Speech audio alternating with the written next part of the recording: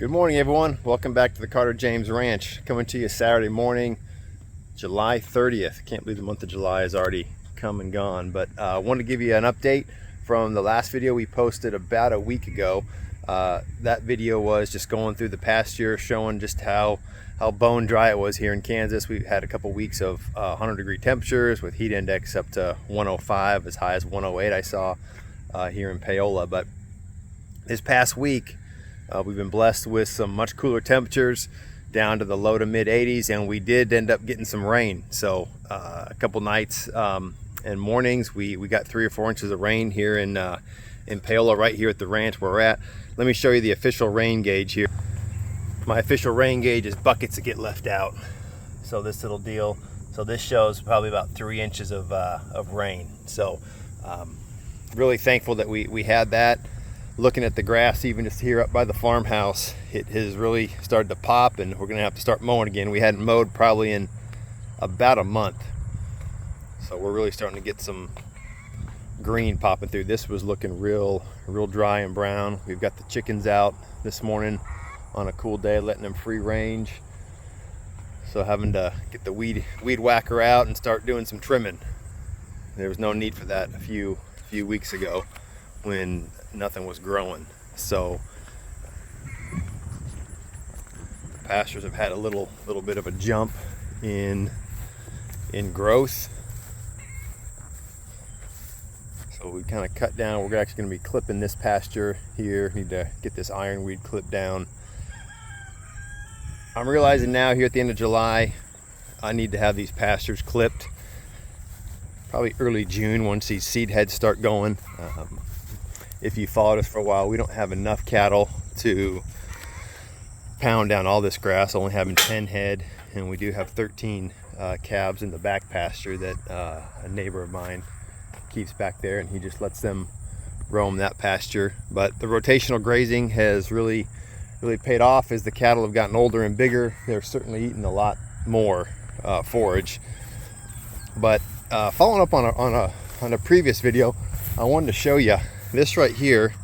I don't know if you can see it on the video, but this right here is where we pulled all of our meat birds through, and the cattle have not been here, well, coming up here on 60 days. The meat birds were through here, and they were processed. The first batch was processed June 1st, and so we have gotten some good growth back. We're getting our blades of grass back, so this is about ready for the cattle to come back through again. So thankful for that rain that we got. Right now we've got the cattle over on the back side of the pond. In our previous video we showed they hadn't been there for 60 days, so they're going to be there for probably 3 or 4 more days in, let's see, in that pasture right over there.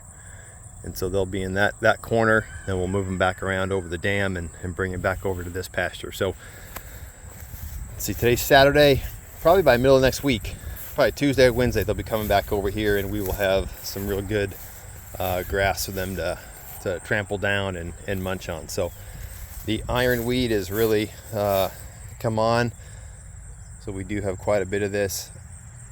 We don't have the sheep actually here on the Carter James. We've got them at a different property only because of the livestock guardian dog.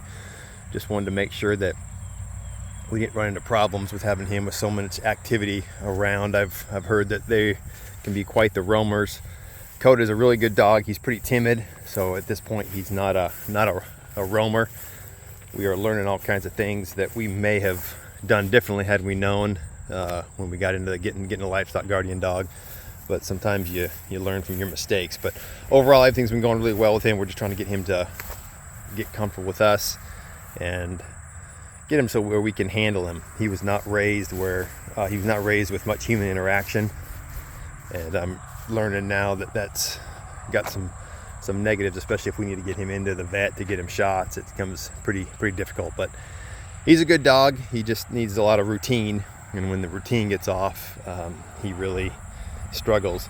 I was walking on the driveway. I saw there was a flock of geese that was just walking through here a minute ago before I started filming, but I can't see them. So they've vanished. Maybe they flew back down to the pond. But chickens are doing well. let them out today. They love being able to forage across the field. But yeah, just really thankful for the rain we got this week. This next week we're going to be up hot again, upper 90s all week, but that's what you can expect. But the rain has really helped us out. The grass started popping again, and I know it's going to help out a lot of people here in the region in Kansas that we're already starting to feed hay. So hoping that Texas will get some relief so they can get out of their drought. But just wanted to follow up. So got some rain, thankful for that. So hope you guys all have a great weekend. Thanks for watching. Feel free to follow us at carterjamesranch.com. Hit subscribe and like on the way out to follow updates that we've got going on the ranch, and have a great weekend.